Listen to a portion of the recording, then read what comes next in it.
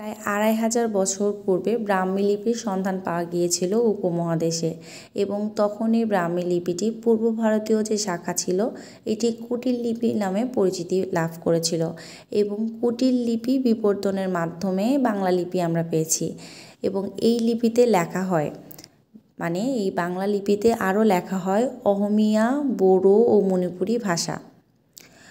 আমরা যদি ভাষার রীতিকে বিভাজন করি তাহলে বেসিক্যালি অধিকাংশ ভাষার দুইটি রীতি পাওয়া যায়, একটা হচ্ছে কথ্য রীতি আর একটা হচ্ছে লেখ্য রীতি।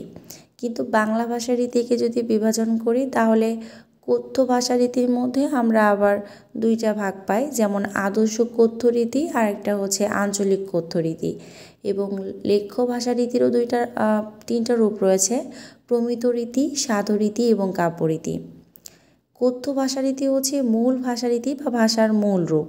স্থান ও কালভেদে এটি পরিবর্তন হয়, এটি উপভাষা নামেও পরিচিত।